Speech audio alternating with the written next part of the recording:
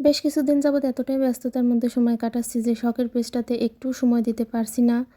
গ্রামের মানুষদের ১২ মাসই এতটাই ব্যস্ততার মধ্যে কাটাতে হয়, একমাত্র যারা গ্রামে বসবাস করে তারাই বলতে পারবে। একটার পর একটা ঘরে ফসল ওঠানোর বোতল লেগেই থাকে।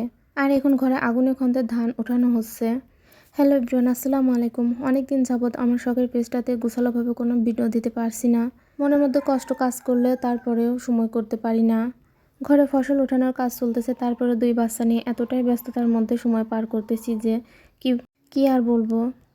তারপরে সকাল সকাল উঠে নিজেকে তো সুস্থ রাখতে হবে। ২টা ডিম সেদ্ধ করে নিলাম আর সেটাই আমি এখন ছুলে নিতেছি।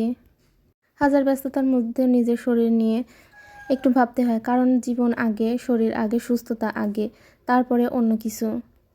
অসুস্থ হয়ে পড়ে থাকলে কেউ দেখার নেই, এমনকি নিজের বাচ্চাদেরও কেউ দেখার নেই। এজন্যে নিজের বাচ্চাদের দেখাশোনার জন্যে আর সংসারটাকে ঠিক রাখার জন্য নিজের সুস্থতাই আগে। ধান কাটার পাশাপাশি আমাদের রসুন লাগানো হচ্ছে, এজন্য কয়েকটা কামলা নেওয়া হয়েছে। তাদের জন্য বড় হাঁড়িতে আমি ভাত ভাত তুলে দিয়েছি। আর এই তো দুজন সকালের নাস্তা সারার পরে বেসিং ভর্তা থালাবাটি এগুলো ধুয়ে নিচ্ছি। আর আপনাদের ভাইয়া তো মাঠে গিয়েছে কামলাদের সাথে। ও বেচারার তো জানে আর একটু শান্তি নেই, মাঠ দেখে এসে আবার মাদ্রাসাতে যেতে হয়, তার নানান টেনশন। আগে আমি বেসিনটাকে ক্লিয়ার করে নেব, অনেকগুলো থালাবাটি জমেছিল সেগুলোকে ধুয়ে নিয়ে তারপরে বাকি রান্নাবান্না সেরে নেব। একদিকে আমি চুলাতে জাল দিচ্ছি আর অন্যদিকে আমি এইগুলা ধুয়ে নিতেছি। যদিও এটা আমার কয়েকদিন আগেকার ভিডিও, সময়ের অভাবে এটাকে আমি প্রসেসিং করতে পারিনি।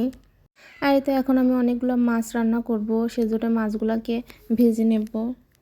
খুব সকালে উঠে রান্নাবান্না চড়িয়ে দিয়েছি, যেহেতু কামলারা খাবে। আর এটা শুধু সকালের রান্না, দুপুরে আবার রান্না করতে হবে, আবার রাতের রান্না।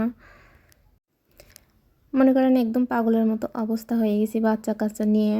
গ্রামের মানুষের জীবনই ভাই এমন, ব্যস্ততার মধ্যেই সময় পার করতে হয়। এত ব্যস্ততা আর এত পরিশ্রমের মধ্যে যখন ঘরে ফসল উঠে আসে তখন অন্যরকম একটা আলাদা আনন্দ কাজ করে। আর এখানে আমি আলু ভর্তা করে নিয়েছি, ভাত বেড়ে নিয়েছি। আর তো আমার মাছ রান্নাও শেষ, এখন কামলাদেরকে খেতে দিতে হবে।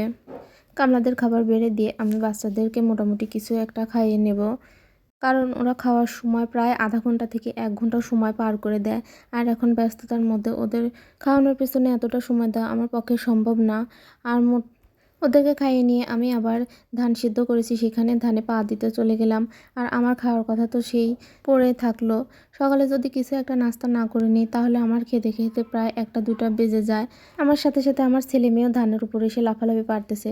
আর বাড়ির মধ্যে এসে আমি আবার হাঁস মুরগি বাচ্চাদেরকে খেতে দিচ্ছিলাম। তারপরে আবার দুপুরে রান্নাবান্নার আয়োজন করতে হবে। আর এখন দিনটা এতটাই ছোট যে সময়ের সাথে দৌড়ালেও সময় পাওয়া যায় না। সময় যে কোন দিক দিয়ে দৌড়ে চলে যায় সেটা বুঝতে পারি না। সবাই ভালো থাকবেন। আসসালামু আলাইকুম।